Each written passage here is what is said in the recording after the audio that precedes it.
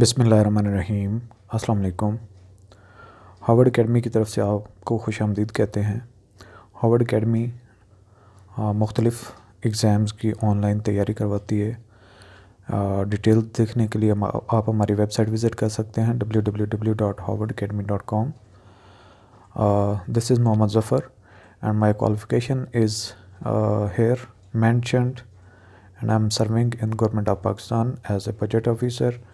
तो अल्लाह से दुआ है कि अल्लाह पाक हमारे इल्म में इजाफ़ा फरमाए।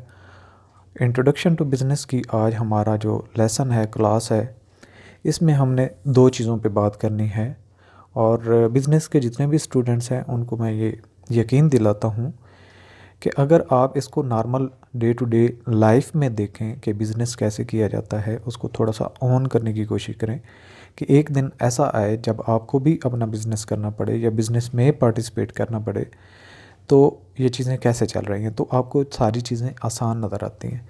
जब आप इसको एज अ स्टडी लेके चलते हैं तो चीज़ें डिफ़िकल्ट लगती हैं, मिक्स होना शुरू हो जाती हैं। तो सबसे पहले स्टेचुटरी रिपोर्ट पे बात करेंगे, फिर एनुअल जनरल मीटिंग पे बात करेंगे कि बिज़नेस के अंदर इनका क्या स्टेटस है। और ये दोनों वर्ड जो है सम टाइम जो इंटरमीडिएट या फिर ग्रेजुएशन लेवल के जो स्टूडेंट्स होते हैं उनको थोड़ा सा कंफ्यूज कर देते हैं। तो स्टेचू से आप ये मुराद लें कि आपने अक्सर जाएं किसी भी जगह पे तो आपको स्टेचू एक ढांचा नज़र आता है किसी भी चीज़ का। एक स्टेचू सम टाइम ये भी होता है कि एक आप घर बना रहे हैं तो उसकी बिल्डिंग का एक पहले उसके दीवारें और उसके जो पिलर हैं वो बन जाते हैं, तो उसको भी हम स्टेचू कहते हैं। इसके अलावा स्केच टाइप भी आप इसको कह सकते हैं। मकसद ये है कि एक ऑर्गेनाइजेशन का जो स्टेचू है जिस पे वो खड़ा है उसकी मेन चीज़ें क्या है, उसका रकबा कितना है, वो उसके कितने पिलर हैं, कौन उसको चला रहा है, कौन कितनी उसकी लोकेशन है, या उसका मेन क्या स्ट्रक्चर है, जो चीज़ें मेन उसकी स्टैंडिंग है या जिस पे वो खड़ी है, वो हम इस स्टेचूटरी रिपोर्ट में बात करते हैं। या स्टेचूटरी रिपोर्ट जो सबमिट की जाती है वो इस ऑर्गेनाइजेशन के या बिज़नेस के मेन चीज़ों के बारे में डिटेल होती है। मैं दोबारा कहूँगा कि एक बिज़नेस ऑर्गेनाइजेशन की मेन चीज़ों के बारे में जो डिटेल सबमिट की जाती है, बताई जाती है, वो स्टेचूटरी रिपोर्ट होती है, यानी उसके स्ट्रक्चर, उसकी मेन बॉडी के बारे में इंफॉर्मेशन। तो देखते हैं इसमें क्या चीज़ें आती हैं। ये मेन साइन कौन करेगा, सबसे पहले ये भी बात है। The report prepared by secretary, ये कौन तैयार करेगा, सेक्रेटरी। कौन, किसका सेक्रेटरी, उस बिज़नेस ऑर्गेनाइजेशन का। और इसको सर्टिफाई साइन कौन करेगा, कम से कम 3 डायरेक्टर्स होंगे और उन 3 डायरेक्टर्स में एक चीफ एग्जीक्यूटिव होगा, यानी कि एक चीफ एग्जीक्यूटिव लाजमी है, बाकी 2 डायरेक्टर्स होंगे। तो इसको जो साइन करेंगे, जो सेक्रेटरी प्रिपेयर करेगा, यानी कि 3 डायरेक्टर्स प्रिपेयर्ड बाय सेक्रेटरी, वो साइन करने वाले डायरेक्टर्स, इस रिपोर्ट को कहा जाता है स्टेचूटरी रिपोर्ट। और इसके मेन कंटेंट्स क्या होते हैं या इसके हिस्से क्या होते हैं या फर्दर इसके अंदर डिटेल कौन सी लाजमी होना चाहिए। सबसे पहले शेयर की अलॉटमेंट, कि इस कंपनी के ऑथराइज्ड शेयर्स कितने हैं और total number of shares allot किए कितने गए, उनमें से कितने लोगों ने कंसीडर किया अलॉटमेंट के लिए। यानी कि एक तो फर्स्ट के एक कंपनी को आपने रजिस्टर्ड करवाया और उसके ऑथराइज्ड शेयर कैपिटल जो था, नंबर ऑफ़ शेयर्स की बात करें तो 1 लाख शेयर थे। 1 लाख शेयर में से अब आप चाहते हैं कि जो ही बिज़नेस आप स्टार्ट करने जा रहे हैं तो 40,000 शेयर्स आप अलॉट करना चाहते हैं। अब जब आपने अलॉट किए तो फर्दर ये होता है कि 40,000 शेयर तो आपने ऑफ़र किए, लेकिन उनमें से कुछ लोग लेते ही नहीं हैं, तो ये जो यानी कि वो अलॉटेड नहीं होते। तो उनमें से टोटल अथराइज कितने थे, उसमें अलॉट कितने किए गए, अलॉटमेंट में से कितने कंसीडर किए गए। Further summary of cash received, कि जो ये आपने शेयर्स इशू किए उसकी 100 कीमत थी। आपने कहा कि अभी आप 100 रुपीज़ पे ना करें जिसके पास एक शेयर है, बल्कि 60 रुपीज़ पे करें। तो जो आपने कहा जिन लोगों ने हमारे शेयर्स ख़रीद लिए हैं इस डेट तक उसका शेयर कैश हमें पे इतना करें, यानी कि 60%।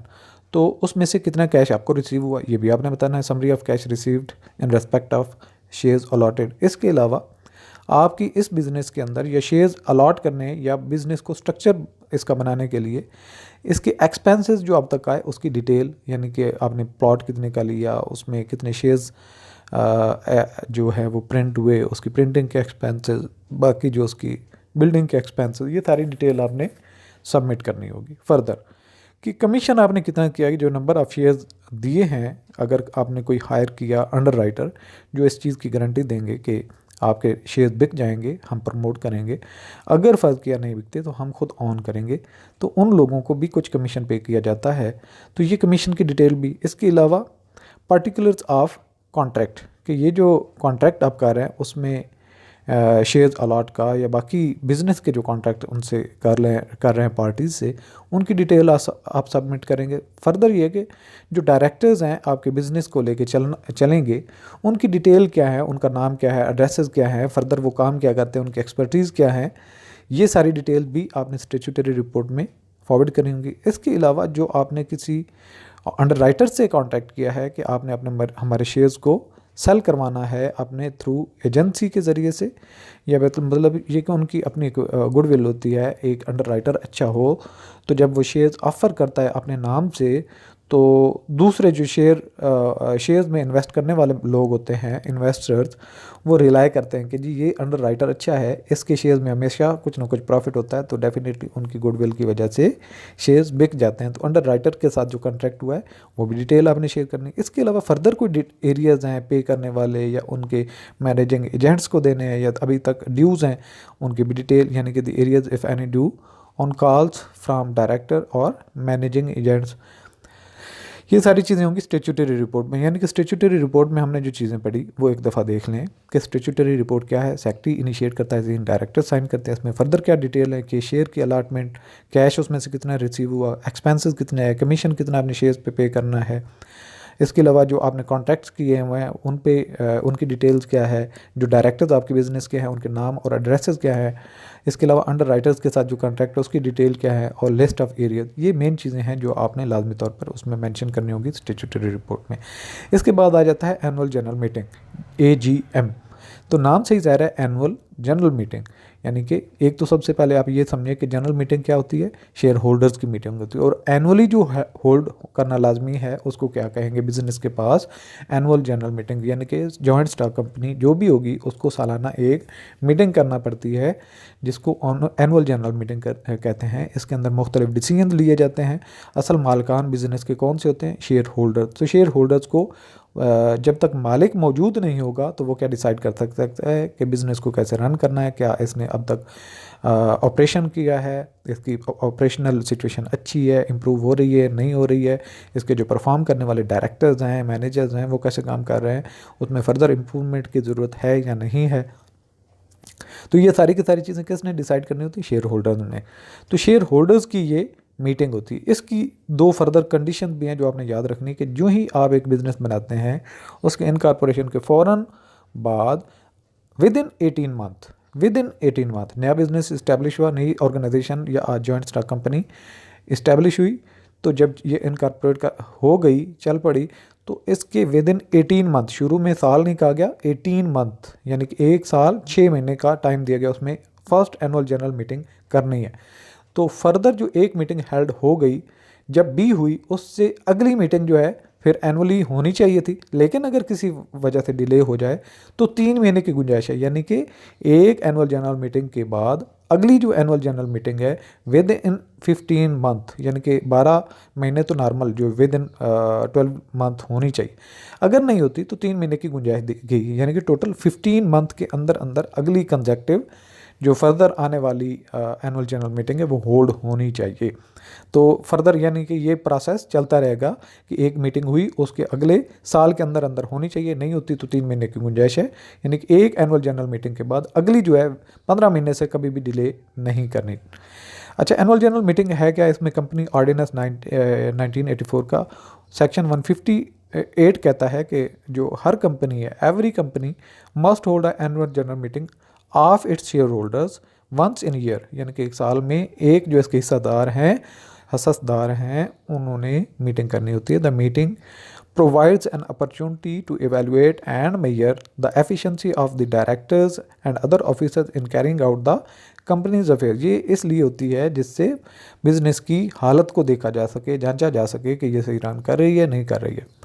अच्छा, इसकी जो एनुअल जनरल मीटिंग का एक तरीक़ेकार भी होता है कि सबसे पहले आप जो मेंबर्स हैं उनको, यानी कि शेयर होल्डर्स जो हैं उनको आपने भेजना होता है नोटिस के इस डेट को मीटिंग है और आपने उसमें पार्टिसिपेट करना है। Notice of annual general meeting should be sent to the share holders at least 21 days before the date of meeting, यानी कि मीटिंग से 21 दिन पहले उनको नोटिस मिल जाना चाहिए। इसके अलावा प्लेस ऑफ पोस्ट मीटिंग क्या है, जो रजिस्टर्ड ऑफिस है उसके एरिया में ही आपने मीटिंग हेल्ड करनी है। किसी होटल में करते हैं, रेस्टोरेंट में करते हैं, डिपेंड करता है कि आपकी कंपनी की कितनी स्ट्रेंथ है और कैसी आपको लोकेशन मिलती है, तो आपने मीटिंग करनी होती है। In case of listed company annual general meeting should be held in town where the registered office of the company is situated. इसके बाद जो रोल ऑफ शेयर होल्डर्स है वो क्या होता है, the share holders can criticise the policies of the directors and other officers and can offer suggestion for their improvement. के role इस मीटिंग में शेयर होल्डर्स का ये होता है कि वो देखें जो डायरेक्टर्स उन्होंने हायर किए हुए हैं, जिनको वो सैलरीज दे रहे हैं, सीईओ जो काम कर रहा है, मैनेजर्स जो काम कर रहे हैं, उन्होंने अब तक क्या किया, वो रिलेटिवली दूसरे किसी कंपनी की भी रिपोर्ट को देख सकते हैं कि उनके शेयर होल्डर्स की क्या परफॉर्मेंस, इनकी क्या परफॉर्मेंस। जहाँ पे देखें कि इनकी पैरेलल एक जैसी कंपनी ज़्यादा प्रॉफिट अर्न कर रही है, तो डेफिनेटली आप अंडरस्टूड हो जाएगा कि इस कंपनी के डायरेक्टर्स, मैनेजर्स वगैरह सही परफॉर्म नहीं कर रहे। वो क्रिटिसाइज़ कर सकते हैं कि दूसरी कंपनी की पॉलिसीज़ इस तरीके से चल रही हैं, आप लोग काफ़ी पीछे हैं या उसमें परफॉर्मेंस अच्छी नहीं है, व्हाट्सएवर। तो ये किया जा सकता है। इसके अलावा ओकेजन क्या है, the first meeting of this nature must be held within 18 month from the date of incorporation. की इनकॉर्पोरेशन की डेट से 18 महीनों के अंदर अंदर आपने first annual general meeting conduct करनी है।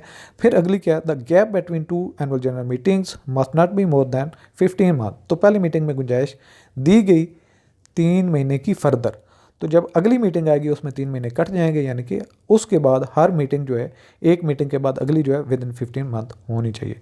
इसका ऑब्जेक्टिव्स क्या हैं, इसके अंदर क्या क्या डिसीजन होते हैं। The main objective of this meeting is to check that ordinary business is being done according to the rules laid down in articles of association. तो आर्टिकल ऑफ एसोसिएशन का मतलब आप क्या है, आर्टिकल क्या होता है, एक आइन होता है, यानी कि उसके अंदर जो शिक्कें होती हैं।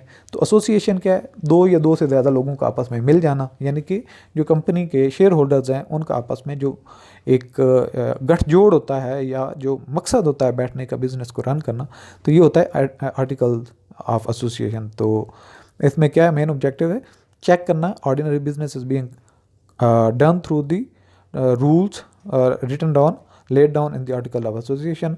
इसके अलावा ये जो स्ट्रक्चर होता है, यानी कि जो शेयर होल्डर्स कंडक्ट करेंगे बिजनेस को, तो बिजनेस के इनफैक्ट ऑपरेशनल सिचुएशन के बारे में ये हमें गाइड करता है आर्टिकल्स ऑफ एसोसिएशन। जो एम्प्लॉयज़ होते हैं वो सारे के सारे एजेंट्स होते हैं शेयर होल्डर्स के। The directors submit there report about affairs of the company during the proceeding year. तो डायरेक्टर्स जो मेन इनको हेड कर रहे होते हैं, मैनेजर्स वगैरह को, जो डिसीजन एग्जीक्यूटिव लेवल पे हो रहे होते हैं वो डायरेक्टर्स होते हैं। तो डायरेक्टर्स जो हैं ये डिसाइड करते हैं और वो परफॉर्म करते हैं, रिपोर्ट पेश करते हैं कि जी आपकी जो पिछले साल में क्या परफॉर्मेंस रही, क्या क्या काम हमने किया और हमने किस तरह के हालात से क्या अच्छा परफॉर्म किया और कहाँ पे गलतियाँ हुई। This report is known as directors report. तो एनुअल जनरल मीटिंग में जो डायरेक्टर्स की रिपोर्ट होती है उसको, और यानी कि वो डायरेक्टर साइन करके उसको सबमिट करते हैं, तो उसको डायरेक्टर्स रिपोर्ट का भी नाम दिया जाता है। इसके अलावा फर्दर क्या है, इसके एनुअल जनरल मीटिंग में डिसीजंस होते हैं कि जो नए डायरेक्टर्स हों, एक रिटायर्ड जा रहा हो, दूसरा नया आ रहा हो, तो उसकी वोटिंग भी होती है। इसके अलावा जो ऑडिटर्स होते हैं उनको अपॉइंट भी किया जाता है और रिप्लेस भी किया जाता है, इसी के अंदर डिसीजन होते हैं। इसके अलावा जो आपकी कंपनी ने या बिजनेस ने प्रॉफिट अर्न किया है उसका कितना आपने एज अ डिविडेंड डिक्लेयर करना है, वो भी डिसीजन होते हैं। इसके अलावा जो डायरेक्टर्स हैं या जो मैनेजर्स हैं उनकी सैलरीज, उनके रिमनरेशंस, उनका पे एंड पैकेज वो फिक्स किया जाता है। इसके अलावा जो ऑडिटर की रिपोर्ट होती है या बैलेंस शीट है वो प्रेजेंट की जाती है, उस पर भी डिस्कशन होती है। इसके अलावा यहाँ पे ये हमें बताया गया कि जो कंपनीज का ऑर्डिनेंस 1984 उसका सेक्शन 305B है, वो ये कहता है कि अगर 2 कंसेक्टिव एनुअल जनरल मीटिंग्स नहीं होती तो बिज़नेस को जो कोर्ट है, अदालत है, वो वाइंड अप करने का, यानी कि बंद करने का और ख़त्म करने का ऑर्डर दे सकती है। According to the section 305B, a company be wound up by the court if it does not hold the 2 consecutive annual general meeting, यानी कि पहली मीटिंग नहीं हुई, अब दूसरी फर्दर फिर नहीं हुई, तो ये इतना एक ग्रेव जो है क्राइम समझ लें या फिर एक जुर्म समझ लें, जिससे जो कोर्ट है वो हुक्म दे सकती है कि इस बिज़नेस को ही ख़त्म कर दो। तो आज का लेसन यहाँ पे ख़त्म करते हैं। Thanks for watching. अल्लाह हाफिज़।